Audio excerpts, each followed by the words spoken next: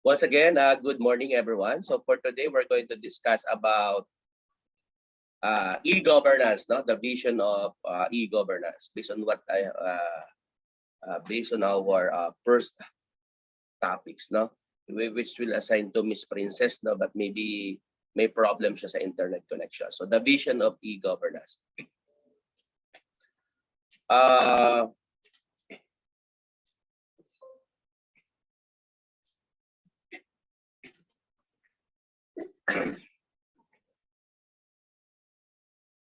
So one of the most modern initiative to establish good governance is the e-governance.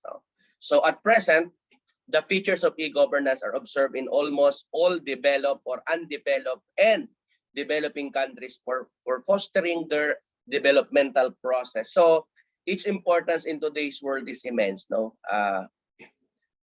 going to discuss for today, of course, is what is governance or electronic governance. What will be the objectives of e-governance, the features of e-governance, the types of e-governance, and we're going to have a summary of what we're going to discuss for today. So a new paradigm shift has been developed in the field of governance by the applications of information and communication technology in the processes of governing called electronic governance or e-governance. So in terms of dependable access to information within government, between government at the national, state, municipal, and local level among citizens and business in e-governance improves transparency, accountability, efficiency, and effectiveness of the governing process. It also empowers business through information access and use. So giving citizen access to transparency or transparent, egalitarian, and accountable services delivery is the main goal of electronic government. So the goal of e-commerce is to ensure that people participate in the political process through electronic channels like email, website, SMS connectivity, and others, while facilitating and improving the quality of governance. So e-governance encompasses more than just using government website, email, or online payments. It will alter how people interact with the government in the same way that it alters how people interact with one another. So the use of IT in the nation's democratic processes, such as elections, is also mentioned.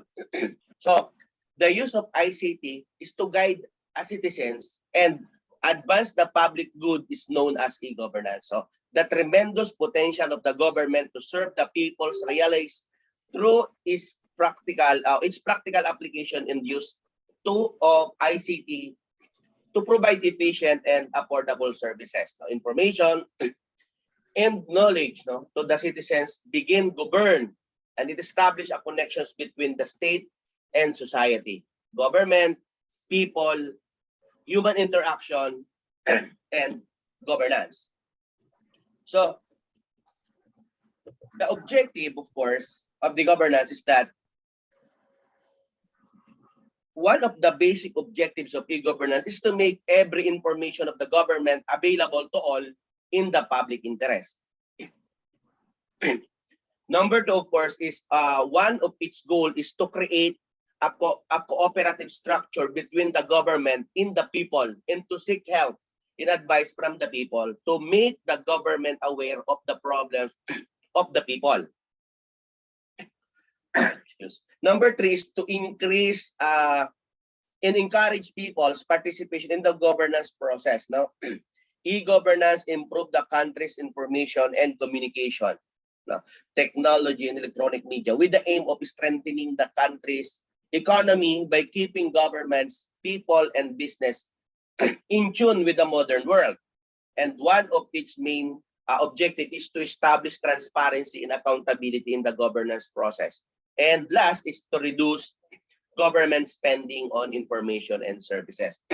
So what will be the features, no, of the e-governance? No? So, number one, of course, is to bureaucratization. No? Due to e-governance, the gap between the people in the government, excuse, okay, the gap between the people and the government in all the services of the government is narrowing, and the dependence of the people on the bureaucracy is also greatly reduced. No, e-services. No, its main feature is the provision of services through the internet. So as a result, we get. I think you are familiar with the G2C, no, G2B, G2E, and other services.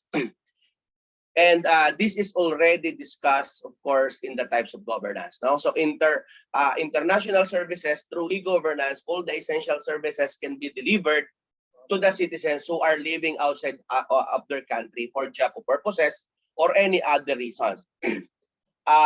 E-governance also enhance, no, the right to express to the citizens. No? Using the means of e-governance, anyone can share their views with the government on any bill or act, no, or decisions taken by the government. So economic development, of course, with the introduction of e-governance, various information like import, export, no, registration of companies, investment situation, and others are available through the internet. So as a result, time is saved, procrastination decreases, and economic dynamism increases. No. E-governance, of course, reduce inequality because using e-governance tools, everyone can gather information and empower themselves. In this globalized world, knowledge is power, and means of e-governance empower us by providing relevant information at a minimal cost, effort, and time. No? So what will be the types of e-governance? So e-governance, no, can be considered as the social inclusive policy of development of transparency and accountability of both people in society and administration. So the policy, or this policy, involves providing the services to the people with collections of information through the institutional and communicational development.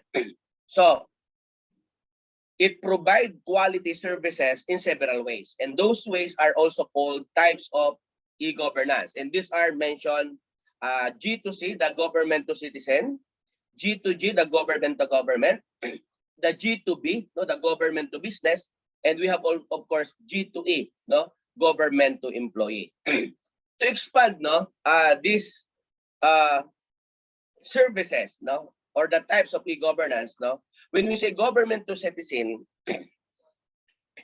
as people are the key concept of politics now in government as well as governance, the government is compelled to connect with citizens through the transparent, and accountable order.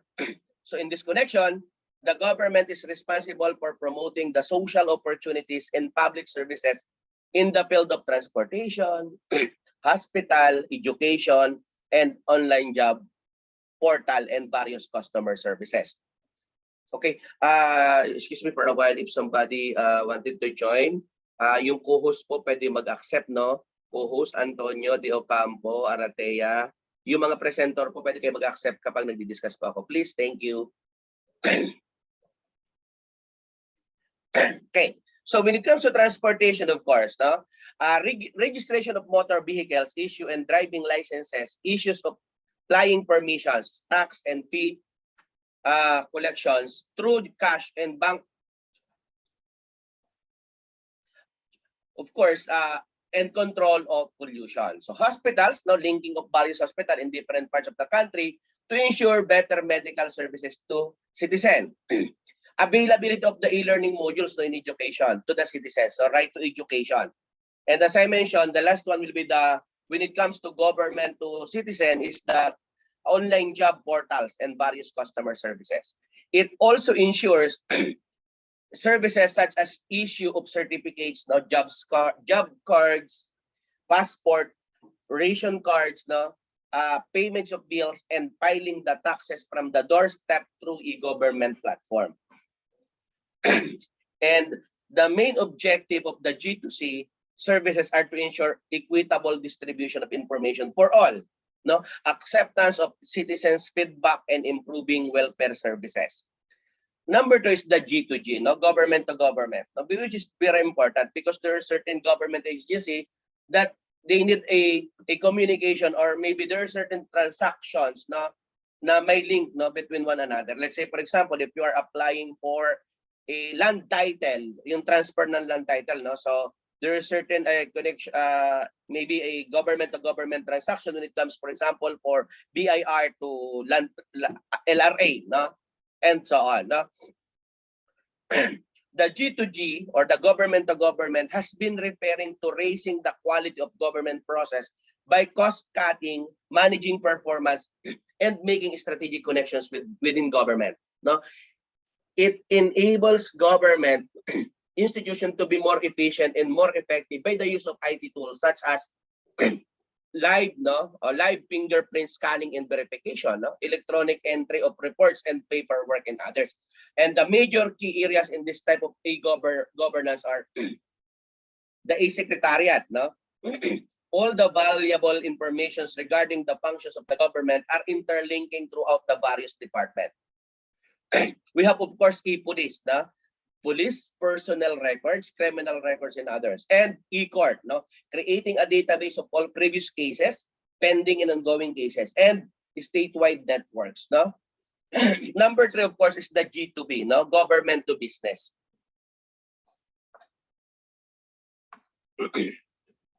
So government to business, or G2B, is the mainly concerned with these things, no. E-taxation, getting a license from government, and secure electronic transactions.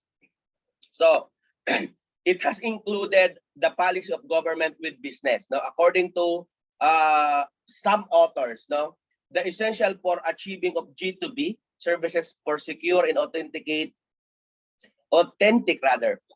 transaction include the standard for electronic transactions, a secure payment mechanism, and public key infrastructure. So right now, let's say, for example, if you want to reserve a company name or a business name, no need for you to fall in line, no, dun sa Security Exchange Commission, no. You are allowed to pay online, no, through Land Bank and any other yung pwede pang possible, no, way of paying the bill, no, pwedeng sa 7-Eleven and other agencies, no. And last one, of course, is the G2E, no, government to employee, no. The G2E model refers to providing information and services from government to employee and employee to government as well. So it involves training through e-learning methods, no, facilitating the employee and share of knowledge among the employees. It has also facilitated the employee to access information regarding pay and benefit policies and manage their profits through online, no. So, of course, maybe somebody were always asking, what is the relation between ICT and governance? No, through the application of ICT in public administration, the governing processes are more effective and more efficient, and also ensure sustainable development, because ICT plus governance is equal to e-governance. So through ICT, a new forms of dialogue in collaborations among public, private, and civil society organizations enhance no? Enhance transparency and accountability that can create conditions of fair and open while expanding access so that everyone can participate and benefit from today's knowledge-based economy. So the use of ICT in all aspects of governance can remove irrelevant human involvement in the process of service delivery from the government to a citizen. No? So hence, ICT has been promoting good governance by increasing transparency, accountability in public sector. So it helps to foster the process of decision-making, public participation, in reinforcing fair delivery of goods, no, and services to the people. So in this context, the ICT developed the process of the assurance of the citizens' right to information and functions government sector, institution has been providing the information related to their accomplishment, achievement, programs, and plans through their website or e-platform to the citizen. So, citizen also can send feedback, no, or query or on any plans, no, programs which are mostly affected to them from their homes using the ICT tools, no. Through the online process, people can easily upload and download forms, filing taxes, doing financial transaction through e-banking services, getting back getting jobs, no, through different online job portals, no. So uh to summarize, no, the discussion, no, based on the given discussion, an e-governance, no, it can be stated that in this area of globalization, the role of e-governance is significant. No? This is a blessing, especially to third world countries. As a result of the implementation of e-governance, all these countries have been able to maintain their development trend on par with the developed countries. No, knowledge is power again. No, e-governance empowers ourselves by providing relevant information at minimal time, cost, and price. So I think this will be the vision of e-commerce.